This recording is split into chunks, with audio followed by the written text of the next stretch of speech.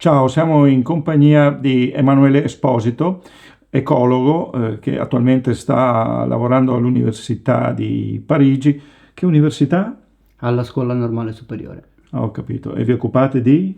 Nel mio gruppo ci occupiamo di sociogenomica e siamo nel Dipartimento di Scienze Cognitive. Ok. Perché siamo qua con Emanuele? Perché lui ha svolto un lavoro di ricerca presso la Casa delle Farfalle.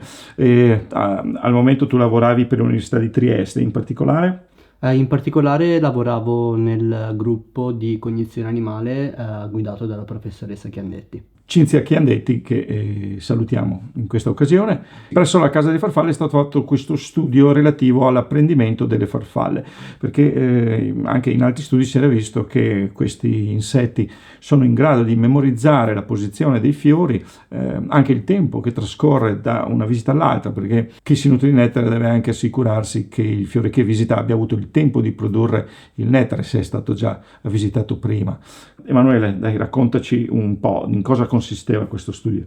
L'obiettivo principale di questo studio era capire appunto fino a che punto si spinge l'apprendimento nelle farfalle e in particolare se anche loro sono in grado di apprendere dopo un singolo tentativo. L'apprendimento one trial, così viene chiamato in inglese, è un tipo di apprendimento fondamentale per tutti i tipi di animali, in quanto spesso e volentieri se mangi qualcosa di velenoso basta una singola volta. Chiaro, io ricordo da bambino ho fatto indigestione di pandoro e per anni non ho più potuto mangiare il pandoro ed è stato solo un'esperienza negativa. Ovviamente è importante che ne basti una. Questo studio si basava su due parti sperimentali. Nella prima parte sperimentale era fondamentale capire qual era la tipologia di fiore che attirava più farfalle in assoluto. Come ha detto Francesco prima, ci trovavamo nella serra asiatica, quindi le farfalle che avevamo a disposizione erano tutte farfalle asiatiche e per noi era assolutamente fondamentale quindi creare dei fiori artificiali, quindi costituiti da una corolla di plastica che noi potevamo colorare in modo diverso e all'interno del quale erano presenti dei fondi di provetta all'interno del quale noi potevamo porre delle sostanze all'interno. Nella prima parte del nostro esperimento semplicemente utilizzavamo dei piatti rotondi con dei fori posti attorno alla loro circonferenza, ponevamo i fiori di diverso colore all'interno e appunto cercavamo di capire quali erano i fiori che attraevano più farfalle in assoluto. E questo esperimento ha portato qualche evidenza? Ha mostrato una preferenza da parte delle specie, degli individui?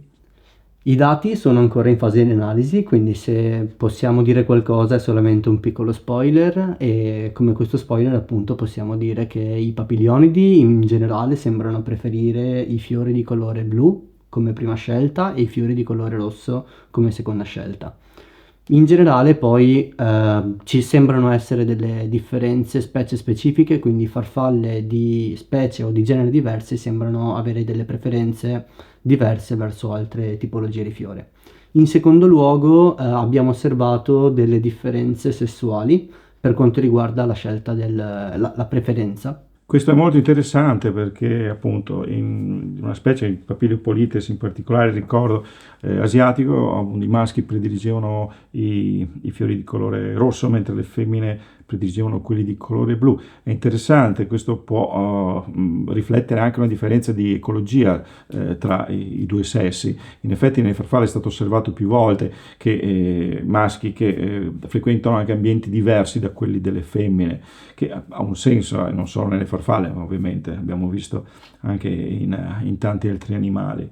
All'interno del nostro secondo studio abbiamo deciso di focalizzarci sull'apprendimento one trial, quindi a prova singola all'interno delle farfalle, animali non troppo distanti dai moscerini e che sono stati dimostrati come capaci di poter apprendere dopo una singola prova. Tuttavia per noi era fondamentale cercare di capire se questo apprendimento sia dipendente dal contesto all'interno del quale l'animale si trovi oppure no. Per fare ciò abbiamo utilizzato gli stessi fiori prodotti durante il primo studio. Non abbiamo deciso di utilizzare i fiori come prima scelta, che sono stati appunto selezionati come più favoriti da questa tipologia di animale per evitare un bias. Quindi abbiamo utilizzato la seconda e la terza scelta. Da questo punto in poi abbiamo utilizzato i fiori con appunto la nostra provetta riempita da due tipologie di sostanze. In un caso una sostanza nettarina, quindi contenente dello zucchero, che potesse agire come reward, ovvero come ricompensa, e quindi la farfalla dovrebbe essere in grado di associare, ad esempio, al fiore blu, che c'è una sostanza buona.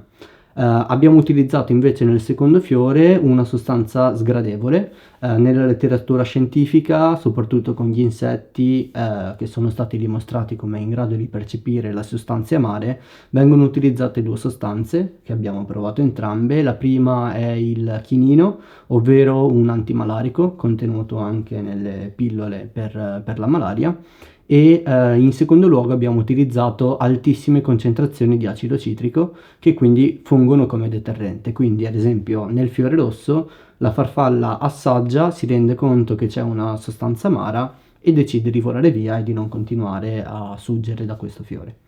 Diciamo che lo studio non è ancora concluso, quindi non possiamo ancora anticipare i risultati, no, di questa ricerca. Grazie Emanuele per averci raccontato questa ricerca appunto svolta all'interno delle nostre serre della Casa delle Farfalle. Ringraziamo l'Università di Trieste, la professoressa Cinzia Chiandetti e anche altri due studiosi che hanno contribuito a questo lavoro, Caterina Nascimbè e Gabriele Bordin.